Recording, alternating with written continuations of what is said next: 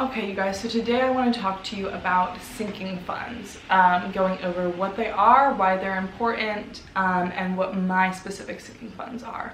So I absolutely love sinking funds. Basically, your sinking funds are your savings accounts that you are planning to deplete to spend the money eventually, right? So anything for those midterm savings goals, basically. So for example, your emergency fund wouldn't be a sinking fund because you don't have a designated thing you're going to spend it for. I would just call that a savings account. Now, if you put aside money every month for travel and you have a trip planned over the summer, that would be a sinking fund. So basically anything that you're putting money into that you're planning to spend. So I have currently 3 sinking funds. I have my car fund, which I'm going to use to replace my car when it inevitably breaks down, because as many of you know, I drive a 2000 Toyota Camry with a steamy 156,000 miles on it. So that's not gonna work forever. So I have a fund where I'm putting aside money every month so that I can replace my car, and that is a sinking fund because I have a designated place that money's going to go in the not so distant future.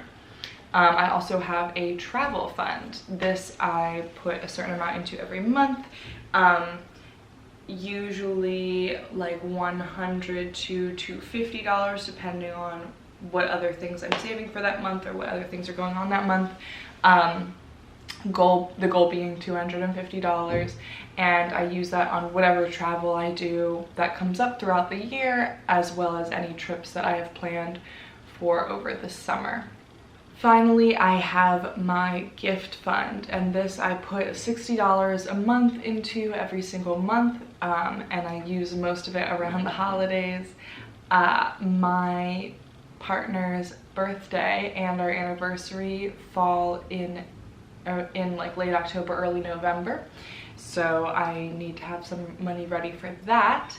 And in December, obviously Christmas happens. My family celebrates Christmas, and I have a huge family. I'm one of 6 kids, and I've got 2 parents and many cousins. And so I always want to have a really good amount of money saved for that. I'll probably up that amount in the future, but for now we're looking at $60 a month, which gives me about $60 per person that I need to buy things for when you total it all up. And that is a sinking fund because I'm saving money for it every month, but I know that I'm not going to have that money at the end of the year when I spend it on gifts, so it's for a designated thing. Now, I personally still count sinking funds in my net worth, even though I'm planning on spending the money. So as they go up and down, my net worth goes up and down as well. Some of that kind of transfers over because when I buy a vehicle for a certain amount of money, I'll be buying it used, so I won't see that hefty depreciation that you see with new vehicles. That net worth will kind of still be mine because technically the vehicle is an asset that I have that I could sell. So that won't change very much. And then for my travel, my net worth will decrease when I spend that money, but I still keep it there because it is money that I have saved. Oh, and I forgot to mention I have a sinking fund for summer payment as well that I add to throughout the year. Now this one's a little bit different. I don't add to it every single month because I have stipended positions, and my plan is to use my stipends for my summer payment. So keeping that in mind, it is still a sinking fund, but it's not something that I contribute to every single month. I also kind of have a sinking fund for clothing, but that's another weird one also where I don't contribute to it every month. So I'll show you guys what I do. I use an app called Capital, and it has a roundup feature, and I just love roundup features. I don't know what it is. So basically, because I don't purchase clothing that often, but I do sometimes, and when I do, I want to spend a good amount of money on it, especially if I'm buying from really pricey but sustainable brands. So I have a sinking fund where every time I spend money, it rounds it up to the nearest dollar and invests that amount, or I'm sorry, saves that amount, does not invest it in anything.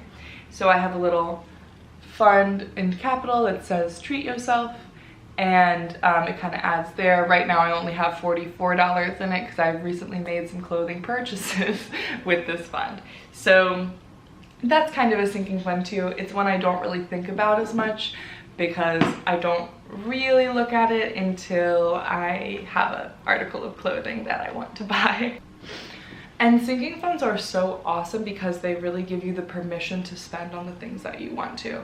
So I talk a lot about how your budget is permission to spend, because you have a line for how much you can spend on going out, or a line that how much you can spend on anything else that you might want or need that month.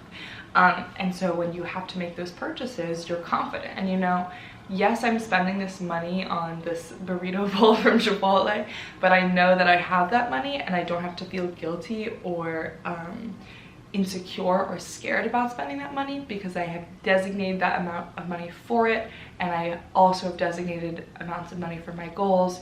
So you're balancing kind of your current self with your future self.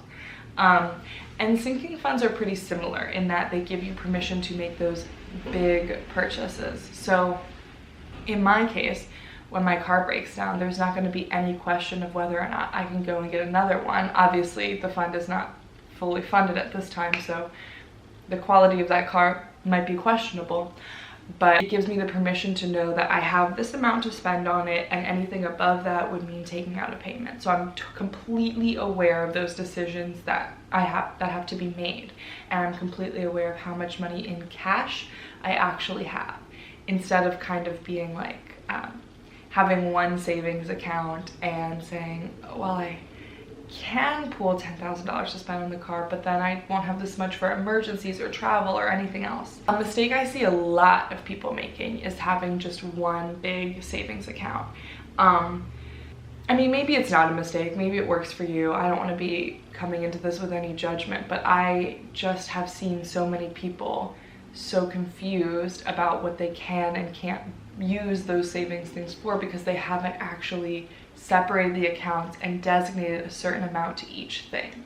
And I'll give you an example of this. This was really, really interesting. I was actually kind of going through coaching with a friend of mine, and she is a natural saver. She's naturally pretty frugal. She's a teacher, so she has a lot of that kind of natural frugality mindset to her, and she was pretty good at saving. She had a ton of money in savings, but it was in this one big account. When I was going through her budget with her, she noticed she didn't have a lot of money in the month to save if she wanted to be paying down her debt aggressively. And so she was concerned. But then I asked her how much she already had in savings, and I was shocked and relieved at the number that she gave me.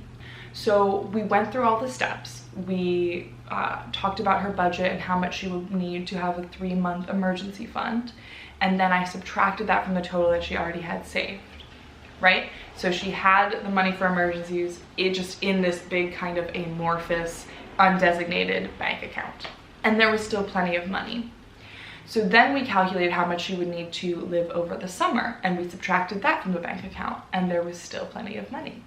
Then we talked about summer travel plans and gifts, and with all of that, there was still money left over in this one big savings account that she had just been throwing whatever money was extra or whatever she didn't spend that month into. So I explained to her, you don't need to save for these things monthly because you already have the savings here for really the rest of the year, if not more.